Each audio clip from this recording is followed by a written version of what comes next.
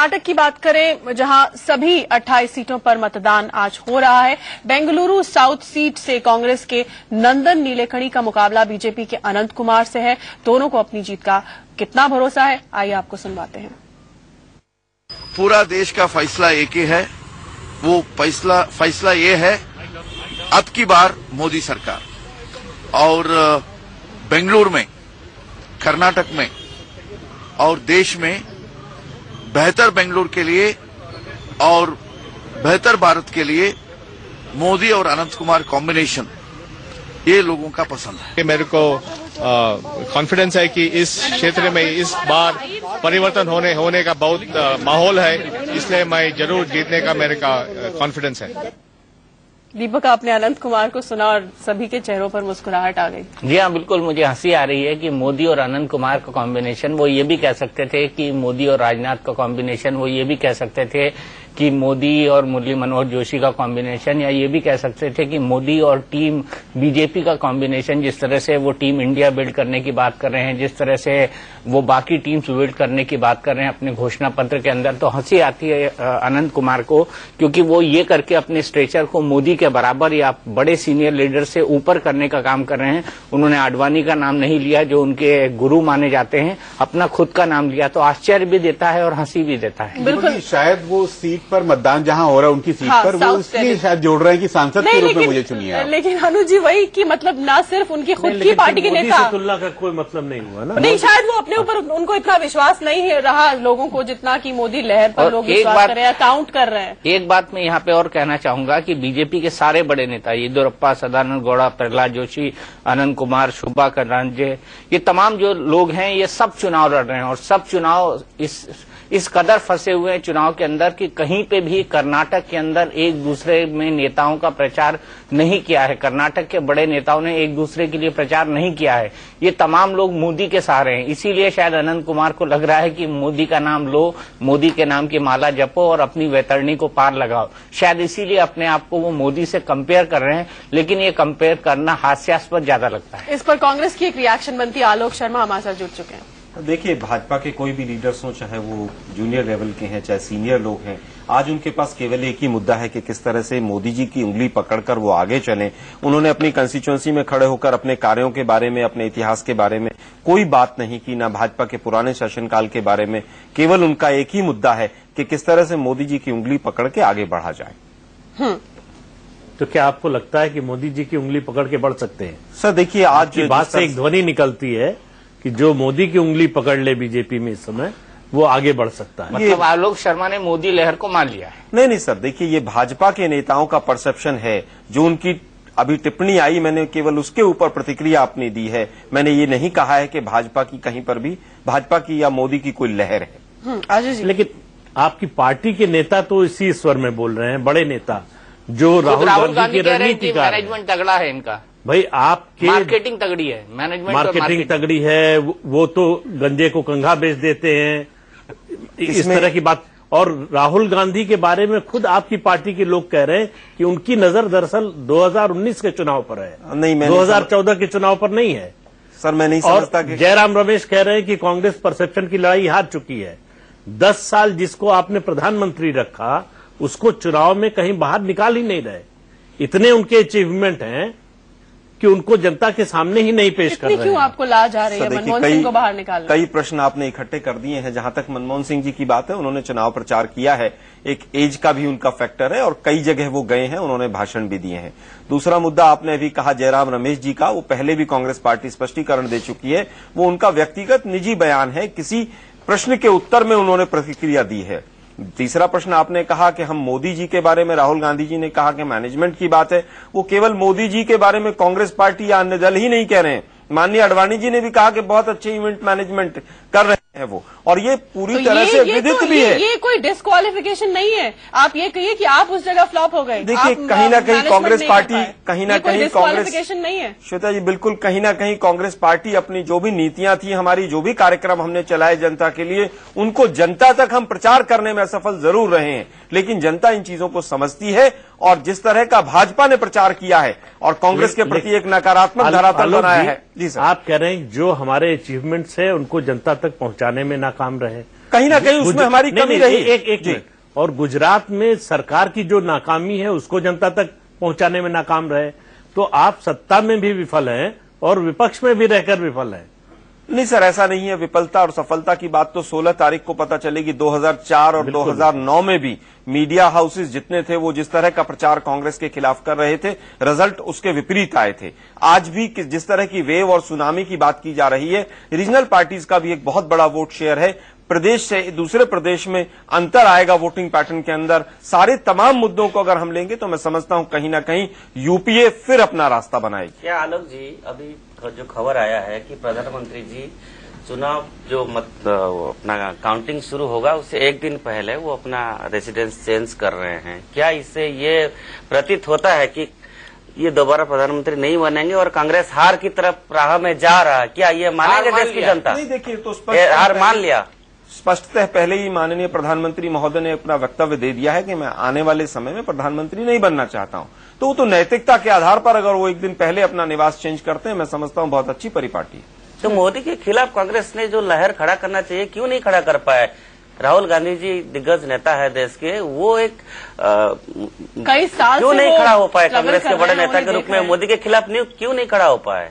नहीं, मोदी के 10 साल के विकास को लोगों के सामने क्यों नहीं रख पाए? देखिए, इसमें कहीं ना कहीं मैं कह रहा हूं, स्वीकार कर रहा हूं कि कांग्रेस पार्टी जो है वो अपने जितने कार्यक्रम थे उनका प्रचार उस ढंग से नहीं कर पाए। हम इस बात को मैं स्वीकार कर रहा हूं। राहुल गांधी लगातार प्रचार कर रहे हैं, हमने देश को नरेगा दिया है, आरटीआई दिया है, राइट टू फूड दिया है, राइट टू एजुकेशन दिया है। कांग्रेस प्रचार कर रही है पूरा।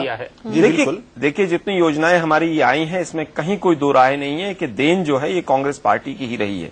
आज अगर हम किसी भ्रष्टाचार की या किसी मुद्दे की भी करते हैं तो कहीं ना कहीं आरटीआई का ही उसके अंदर योगदान रहा है। जिस तरह की संवैधानिक संस्थाओं को हमने यहाँ पर क्रमबद्ध किया है, इतिहास गवाह है इस चीज का, वो मैक्सिमम उसमें योगदान कांग्रेस का ही रहा है।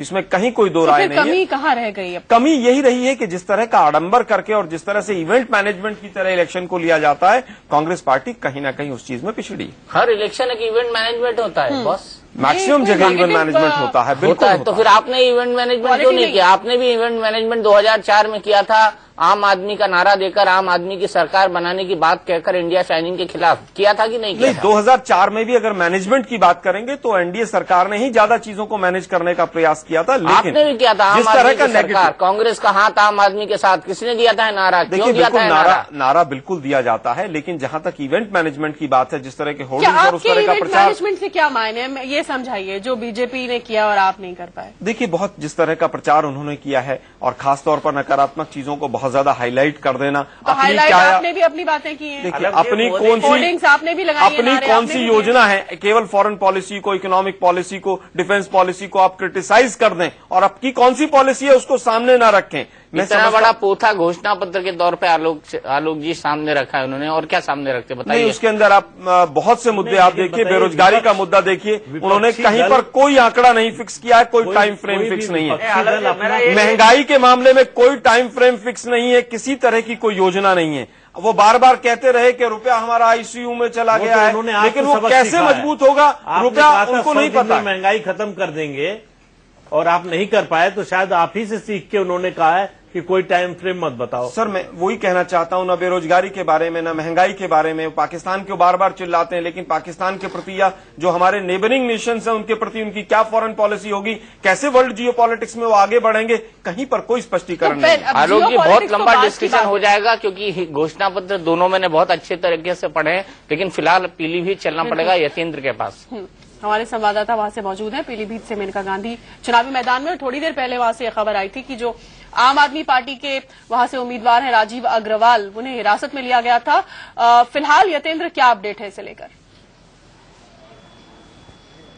देखिए, राजीव अग्रवाल अभी तक पुलिस हिरासत में, उन्होंने काफी हंगामा यहां पर किया था, वोट काटने को लेकर हंगामा किया कि उनके समर्थकों के वोट बिना बताए उनको काट दिए गए हैं और इसको लेकर उन्होंने धरना प्रदर्शन किया। इसके बाद पुलिस ने उन्हें अपनी हिरासत में ले लिया और अभी तक जो जानकारी है वो हिरासत में ही है। और साथ ही जो दूसरी जगह से खबर आ रही है, पीलीभीत में 5 जगहों पर बॉयकॉट किया गया है, कई जगहों 5 जगहों पर जहां पर कहना है कि विकास नहीं हुआ है, जिसकी वजह से वहां ग्रामीण जो मतदाता हैं वो नाराज है। हालांकि प्रशासन उन्हें मनाने में जुटा हुआ है, लेकिन अभी तक वहां पर वोटिंग शुरू नहीं हुई है उन 5 जगहों पर। मेरे साथ कुछ लोग हैं, जहां पीलीभीत बूथ पर मैं खड़ा हूं, वहां पर क्या मैं आपसे जानना चाहूंगा, क्या आधार रहा आपके जो मुद्दे रहे होंगे, किस मुद्दों के आधार पर वोट दिया आपने? हमने वोट तो किसी को भी नहीं दिया, ना किसी नेता को चुना, क्योंकि कोई नेता इस काबिल ही नहीं रहा। क्यों? क्योंकि जिस नेता को भी चुनो तो वो कोई काम ही नहीं करता, कोई विकास ही नहीं हुआ अभी तक। मेनका गांधी रही 25 साल से, उन्होंने भी कुछ नहीं किया है। नोटा का प्रयोग किया? जी नहीं, हमने नोटा का ही किया है प्रयोग, किसी को नहीं दिया। यस सर, मैंने वोट दिया है। किसी पक्ष में क्योंकि वोट को खोलना आधार नहीं होता है, मुद्दा बस ये है कि यहाँ पर कोई फैक्ट्री आ जाए ऐसी कोई, कि ऐसा विकास हो कि पीलीभीत में हाथ दिखे कि हाँ वैसे हमने चुना है जो लीडर वो हमारे फेवर में है, हमें चाहता है, बेहतरी चाहता है, इसके लिए विकास जरूरी है। काफी बड़ी शख्सियत है मेनका गांधी, उनके बेटे भी वरुण गांधी पिछली बार यहाँ से सांसद रहे, क्या उन्होंने विकास नहीं किया? क्या आधार रहा? कुछ नहीं सर, कुछ भी नहीं आन के देखा, कभी भी आन के कुछ भी नहीं देखा कि क्या है क्या नहीं, कोई मतलब नहीं की चीज से। ये आप इतना कर दिए हो जाए कि यहाँ फैक्ट्री खुल जाए, जो बेरोजगारी है उसको रोजगार मिल जाए, जो रिक्शेबाज हैं जिसके चला रहे हैं उनको सब अपने रोजगार सब बरकत हो, अपने सब कुछ सही हो जाए। आपने वोट दिया और क्या रहा? जी मैंने वोट तो दिया है, लेकिन मैं ये चाहता हूँ कि यहाँ पर मेनका गांधी 25 साल से हैं, 5-6 बार चुनाव जीत सकी हैं, 6 बार में एक बार भी इन्होंने एक भी फैक्ट्री नहीं लगवाई। अगर 6 बार में 6 फैक्ट्री लग जाती है यहाँ पर, तो हम इतने लोग खड़े हैं बेरोजगार हैं बिल्कुल, कम से कम सब रोजगार से लग जाते। आपने आए होंगे पीलीभीत, शायद पहली बार आए होंगे आपने रोडों की हालत देखी होगी कितनी बदतर, एक फ्लाईओवर नहीं है यहाँ पर, एक फैक्ट्री नहीं है, एक यूनिवर्सिटी नहीं है यहाँ पे, मतलब बहुत बद से बदतर हालात है यहाँ पर। अगर हमें पढ़ाई के लिए बाहर भी आना पड़ता तो बरेली जाए, दिल्ली जाए, अगर इनसे मिलना भी पड़ जाए हमें किसी छोटे काम के लिए भी, तो दिल्ली आके मुलाकात होती है इनसे। यहाँ का गरीब आदमी 1000 रुपए खर्च करे वहाँ आने के लिए, इनसे मिलने के लिए, और अपनी एक दिन दिहाड़ी छोड़े वो भी इनसे मुलाकात नहीं हो पाती है। फिर एक समुदाय के लिए काम करती है, सिर्फ कभी भी करा तो एक समुदाय के लिए काम करते, दूसरे समुदाय को देखते ही नहीं है ये लोग। बताओ। तो शीतल, सुन सकते हैं इनमें से एक शख्स ऐसे भी जिन्होंने नोटा का प्रयोग किया, और वहीं बाकी के जो लोग हैं उन्होंने वोट तो दिया है, लेकिन जो विकास कर रहे हैं उनको लेकर काफी असंतोष इन लोगों में। बिल्कुल, यतेंद्र बता रहे थे, और वो जो लोग थे दीपक वो कह रहे थे कि मेनका गांधी कभी अपने चुनावी क्षेत्र में दिखती ही नहीं। इसका जवाब अजय जी से लेते हैं। जी, ये असंतोष का कारण क्या, इसीलिए वरुण ने अपनी सीट बदली?